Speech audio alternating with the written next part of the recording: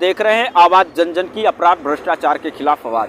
आपको बता दें कि इस समय हम राजधानी लखनऊ के कैसरबाग कोतवाली पर खड़े हैं, जहां पर मैं अपने सहयोगी से कहूंगा कि कैमरे का रुख करें और दिखाएं कि यहां पर भारी संख्या में व्यापारी एकत्रित हुए हैं और इनका इतना लोगों का होने का क्या कारण है और आज यहाँ कोतवाली में क्यों आए हैं। आइए हम जानने का प्रयास करते हैं और पूछते हैं कि क्या कुछ पूरा मामला है। क्या नाम है सर आपका? पुनीत भगत। हमारी शहर में भगत सेल्स कॉरपोरेशन शिवाजी मार्ग पे, जिसमें कि एक बरामदा आगे निकला हुआ था। मैं 32 साल पुराना किराएदार हूँ वहाँ पे, और हमारे एक लैंडलॉर्ड हैं मिस्टर अशोक कुमार अग्रवाल, जिन्होंने अभी 10 साल पहले ये बिल्डिंग खरीदी है। और आज उनको जो है नगर निगम द्वारा वहाँ पे तोड़ने का जब वो हुआ था 1-1.5 महीने पहले, तो उन्होंने वहाँ पे अपना ना तोड़ के नगर निगम के बुलडोजर द्वारा उसको तोड़वाया और वो टूटी। उसमें हमारी दुकान का शटर डैमेज हो गया, जिसको आज शटर को मैं खोलने की कोशिश कर रहा हूँ तो ये मुझे खोलने नहीं दे रहे हैं। क्यों नहीं खोलने दे रहे हैं? क्या कुछ कारण है खास? वह कह रहे हैं हम नहीं खोलने देंगे, आप हमारे साथ बैठ के कंप्रोमाइज़ कीजिए आउट ऑफ कोर्ट। तो इसका कंप्लेन आपने कहीं पर किया? हाँ, थाने में मैंने की हुई है कंप्लेंट। तो क्या वहाँ से लोग गए थे तो इन्होंने हमें यहाँ पे भेजा और यहाँ पे साहब का इंतजार हो रहा है, एसओचे साहब का। आपके सील मेडिकल स्टोर है इन्हीं के बगल में। क्या नाम है आपका? सुभाष कुमार अग्रवाल। क्या कुछ जैसा कि इनका आरोप है, क्या कुछ सच्चाई है? सेम इसे ऐसे ही आरोप, जो इनका आरोप है वही सेम आरोप है। इनका भी शटर नहीं खोलने दिया जा रहा है और वो व्यक्तिगत रूप से उनके पास कोई ऐसे कागज नहीं जिसमें उसमें अथॉरिटी हो। लगभग कितने दुकानों को कब्जा कर लिया है? 2 दुकानें,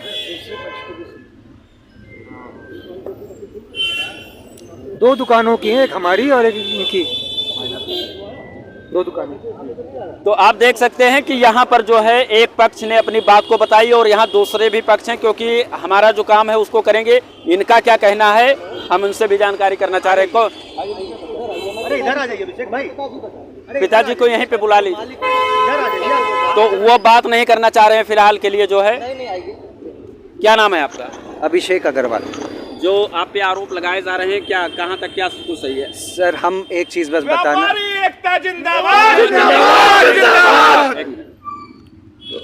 हम बस ये कहना चाहते हैं कि 6 दिसंबर को नगर निगम से एक नोटिस हमें मिला कि ये बारात का जो बरामदा है, इस बरामदे को आप तोड़ दीजिए और अगर आप ये बरामदे को नहीं गिराएंगे तो स्मार्ट सिटी के काम में दखल होएगा और आपके ऊपर 3.5 लाख रुपए का फ़ाइन लगा दिया जाएगा।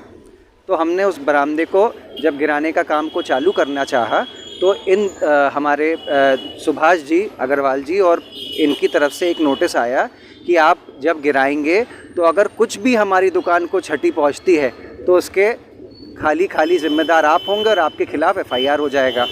तो हमने यही बात नगर निगम को जाकर के बताई कि सर हम तो नहीं गिराएंगे, हमारे खिलाफ़ FIR हो जाएगा, तो हम तो खुद तो ये एक्शन हम कैसे ले लें, हमारे खिलाफ कोई आदमी FIR कर देगा। लेकिन इनका जो सामान उसमें अंदर रखा हुआ है, इनका शटर आप लोग क्यों नहीं खोलने दे रहे हैं? ये अपने खत्म तो कर दे सर।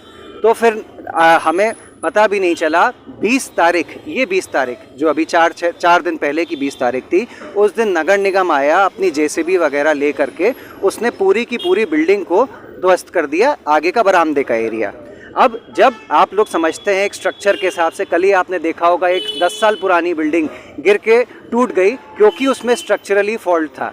तो ये बिल्डिंग जो है ये करीब 90 साल पुरानी बिल्डिंग है, जिसमें अगर JCB का इम्पैक्ट है या हिल्टी का इम्पैक्ट चला होगा तो बिल्डिंग ना कि बरामदा बल्कि जो बाकी बची हुई बिल्डिंग है उसमें भी काफ़ी क्षति पहुंची है। अब हमने नगर निगम को केवल और केवल एक ये लेटर दिया है और नगर निगम भी इस बात को अग्री कर रहा है कि जब नगर निगम ने इस बिल्डिंग को तोड़ा है तो नगर निगम की ये रिस्पॉन्सिबिलिटी बनती है कि एक बार इस बिल्डिंग को वो आ करके चेक कर दे कि किसी के भी जान माल को खतरा ना हो। कल को दुकान खुल जाए, कोई व्यक्ति आता है सामान खरीदने और खुदा ना खास्ता ऊपर से ईंटा ही गिर जाता है उसके सर के ऊपर, तो कार्रवाई तो मकान मालिक के ऊपर होएगी, कार्रवाई इनके ऊपर नहीं होएगी। जिसकी मकान है उसके ऊपर कार्रवाई होएगी।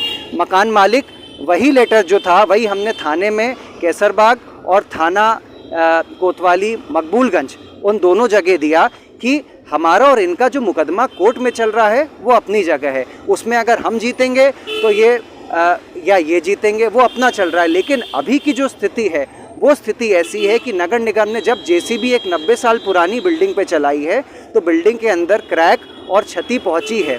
जो शटर है वो खोलने से और दुकान चालू करने से कोई भी अगर आदमी आके काम करता है उसको चोट लग सकती है, वो खंडित हो सकता है। हम ये इसकी फोटो आप जो चीज बता रहे हैं ये सब सारी जानकारी इन आप लोगों बिल्डिंग को, जाके देख लीजिए, बिल्कुल सही है बिल्डिंग, कोई किसी प्रकार की दिक्कत नहीं, लोग अपना फ्रंट एलिवेशन करवाते हैं, अगला कमरा तो तोड़वाते आप देख सकते हैं कि एक तरफ जो है राजधानी लखनऊ में स्मार्ट सिटी बनाने का काम किया जा रहा है, तो वहीं पर दूसरी तरफ जो है किस तरह से नगर निगम द्वारा या अन्य जगहों पे आपको देखने को मिल रहा होगा कि राजधानी लखनऊ में जगह जगह सड़कों को खोद दिया गया है और उससे आने जाने वालों को काफ़ी समस्याएं भी हो रही हैं, उत्पन्न हो रही हैं, और यही सब कारण है कि कहीं ना कहीं से इन लोगों को उस चीज़ को झेलना पड़ रहा है। क्या कहना चाह रहे हैं आप? मेरा मुख्य रूप से ये मेरा नाम मनोज गोयल है और मैं प्रॉपर्टी डीलिंग का काम करता हूँ।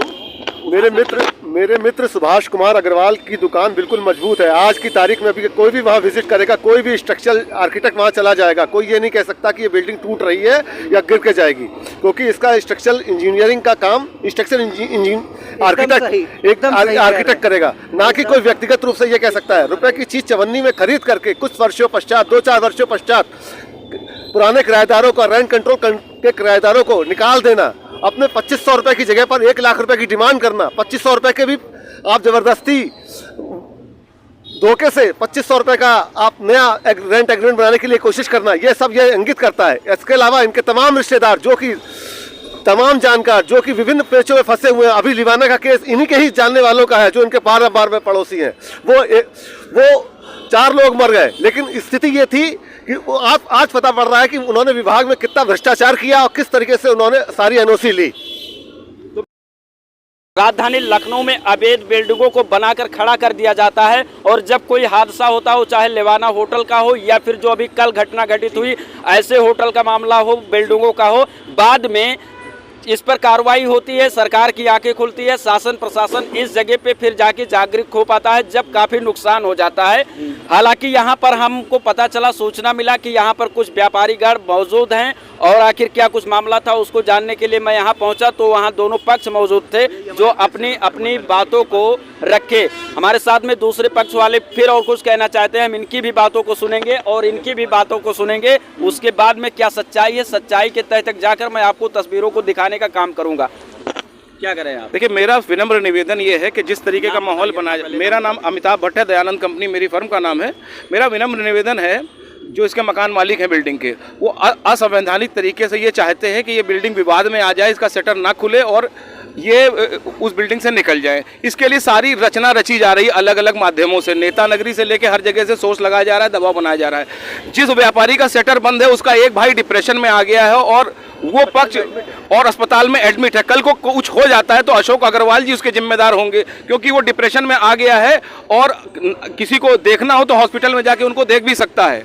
ये केवल रचना रची जा रही है, थोड़ा समय निकल जाए, नगर निगम या किसी तरीके से इधर उधर से जुगाड़ लगा के उस बिल्डिंग का कब्जा जो है इनके हाथ में आ जाए। ये केवल उसके लिए डिले करा जा रहा है या ये कहा जा रहा है बैठ के बातचीत करते हैं, समय को काटा जा रहा है कि उसका लाभ लेने के लिए।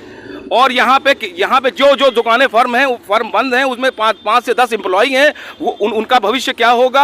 अंदर पेपर और कैश रखा हुआ है और तगादे के पेपर रखे हुए हैं जो दुकानदारों से उधार माल के लिए वसूली का कागज रखे हुए हैं, उन सब का क्या होगा। केवल गुंडों के आधार पर शटर नहीं खुलने दिया जा रहा है, केवल गुंडाई के आधार पर कोई पेपर नहीं है। आरोप लग रहा है कि आप गुंडे बदमाश को बुला करके इस तरह से कर रहे हैं। हम बस सुबह हमारे 100 व्यापारी इकट्ठा थे, इन्होंने शटर खुलने नहीं दिया। इनके पास कोई कागज है कि शटर नहीं खुलने दिया जाएगा? गरीब आदमी हम एक चीज सुन लीजिए। देखिए, जैसे कि हमारे विपक्षी साथी ने बोला कि वो एक प्रॉपर्टी ब्रोकर हैं और उन्होंने बोला कि कोई भी बिल्डिंग ऐसी एक स्ट्रक्चरल आर्किटेक्ट और एक स्ट्रक्चरल इंजीनियर वेरीफाई कर सकता है कि सही है कि नहीं है। आदमी का फाइनेंशियल लॉस, किसी की सैलरी ना मिलना, किसी का तकादा ना होना, ये बात किसी की जान से ऊपर तो हो ही नहीं सकती है। मगर वो बिल्डिंग क्षति है ही नहीं भाई साहब, 100 व्यापारी यहाँ पे गवाह है। हम बिल्डिंग भी देख तो मेरा केवल एक ये कहना है कि जैसे इन्होंने बोला, जैसे नहीं, मेरा केवल ये कहना है कि जैसे हमारे विपक्षी ने बोला कि स्ट्रक्चरल आर्किटेक्ट ओके करता है, सेम वही बात हमने नगर निगम को बोली कि क्योंकि आप सारे नगरों और सारी बिल्डिंगों के आपके अंडर आती है, तो कृपया करके हमारी ये बिल्डिंग को आप चेक करिए, इसको वेरीफाई करिए, इसको ओके करिए, ताकि नहीं आगे वाली जिसमें वही छज्जे की प्रॉब्लम है उसमें भी छज्जा टूटना है, वो इससे ज्यादा जर्जर बिल्डिंग है, आप जाके देख लीजिए। और इसके ये खुद रख रखाव करते थे बिल्डिंग वाले। आपकी क्या गारंटी है कि अभी जो स्थिति है राह चलता कोई आदमी उसमें कोई एकदम उस बिल्डिंग पर नहीं हो सही, सकता। एकदम सही कह रहे हैं। आप देख सकते हैं कि यहाँ पर हमको जो सूचना मिली उस सूचना के आधार पे आए और मैं अपने सहयोगी से कहूंगा कि कैमरे का रुख चारों तरफ करें और दिखाएं कि यहाँ पर दोनों पक्ष मौजूद हैं और वो लोग यहाँ कोतवाली पर मौजूद हैं। बाकी अब क्या होगा ये सच्चाई मैं आपको दिखाने का काम करूंगा और हमारी टीम पहुंचेगी वहाँ बिल्डिंग पर भी और वो बिल्डिंग काम करने लायक है, चलने लायक है कि नहीं। इसी के साथ आप सभी को मैं बता देना चाहता हूं कि जिस तरह से उत्तर प्रदेश में जगह जगह पर इस तरह से तस्वीरों को देखने की मिल रही हैं, कृपया करके शासन प्रशासन इस मामले को संज्ञान मिले और जो सच्चाई हो सच्चाई के आधार पर जांच करके अगर ये पीड़ित हैं तो इनको न्याय मिले, अगर इनका कहना सही है तो इन्हें न्याय मिले। क्योंकि कहीं ना कहीं से इस तरह से तस्वीरों को जब देखने को मिलता है तो कहीं ना कहीं से सरकार भी गुमराह होती है, आम जनता भी गुमराह होता है और मीडिया को मजबूरन ऐसे खबरों को दिखाना पड़ता है ताकि शासन प्रशासन ऐसे मामलों पर संज्ञान ले। इसी के साथ आप सभी देशवासियों को जय हिंद, जय भारत, वंदे मातरम।